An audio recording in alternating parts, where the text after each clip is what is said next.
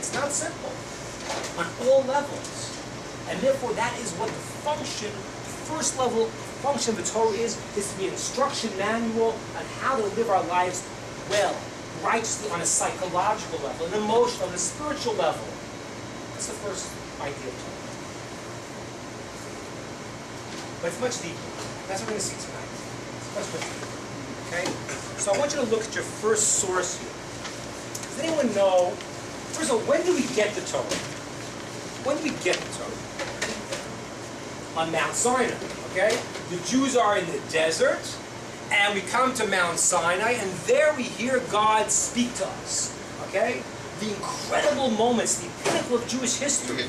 We're standing there, 3 million Jews are at Mount Sinai hearing God speak. As a side, you should know, of the 1,500 religions in the world, not one makes this claim. It is not a claim that you could falsify, right? Most religions are set up. One guy comes along, I had a dream. Last night God came to me and he said, there's a new religion called Ingberism, and I'm in charge. Great, wow, that's fantastic. That's the way religions start, right? Muhammad started that way, all religions started that way. Judaism is the only religion that can make a tremendous claim that God spoke to 3 million people and we all heard God speak. Okay? So I want to take us back to that moment of revelation when God spoke to the Jews. So I want you to look here at your first source. This is in the book of Shmos. And this now is saying over what happened at Mount Sinai when God first spoke to the Jews. Okay, look at the first verse there. And God spoke all these things, saying, he said, I am Hashem your God, who has taken you out of Egypt. To be your God. And then God goes to the 10 Commandments. Don't have any other gods. Okay? This is the first of Shemot. It says God said all these things, saying, and then it repeats the 10 Commandments. Look at the source here, what Rashi comments. An incredible Kabbalistic idea. Look what it says.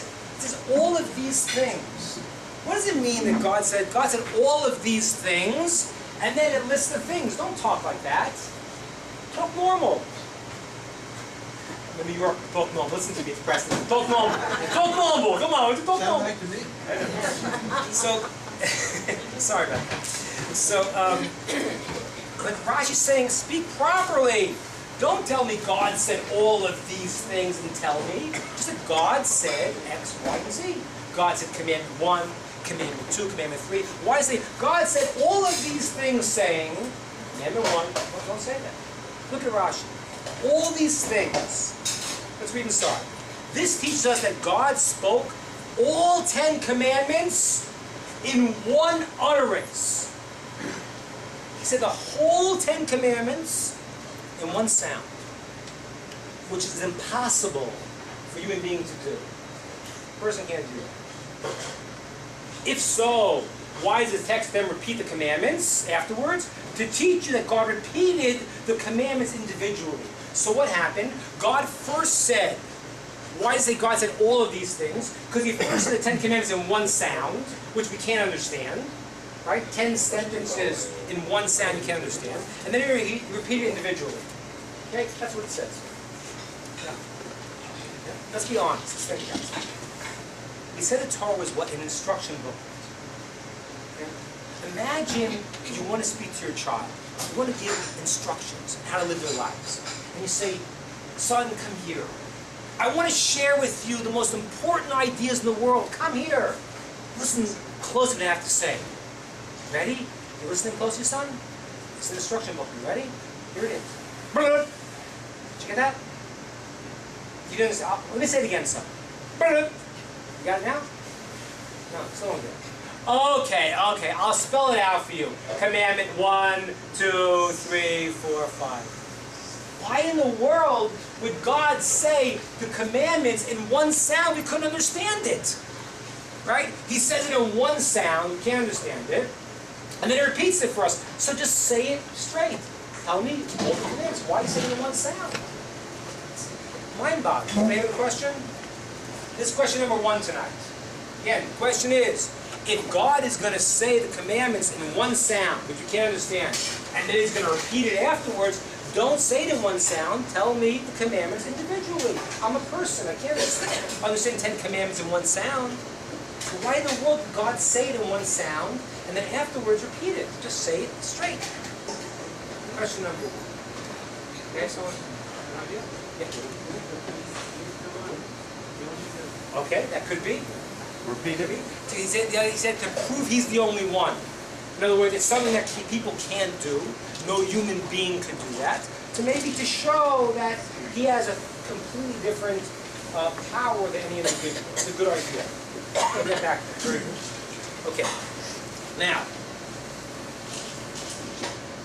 I'm going to answer this question. But first, we're going to see the second source, which is going to be the Jewish way of asking more questions, right? That's the way it works, right? Right? Right? Everybody knows the famous thing. Why does a Jew always ask questions? Do you know this thing? Why do Jews always ask questions? You know the answer? Why not?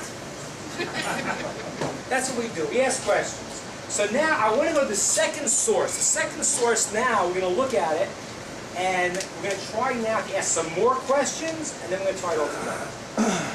But I need to explain this first. Before you look at the second source, which is going to be very, very strange, I'm warning you right now. The second source is going to sound bizarre. The second source is a Talmudic text called an Agadah. Oh.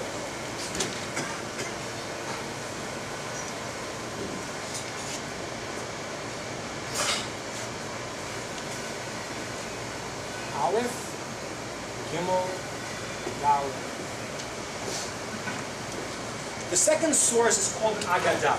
Okay, what is that? What that is that it's translated as legends. It's translated as the legends of the Talmud. It's not that. It's not that. Let me tell you what it is before you read it.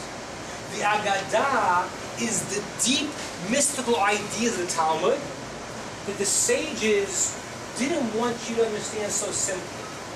So they played a little trick. Look here, tell me what you notice about the word Agadah. Any notice anything about it? Those who read Hebrew? It's Aleph, Gimel, Dalet, Hey. That's right. What's the difference? What's it mean? Agadah is like, it almost sounds like a nursery rhyme. A, B, C, D, E, F, G. It's all nice in order. A, B, C, D, E, Aleph, Gimel, Dalet, Hey.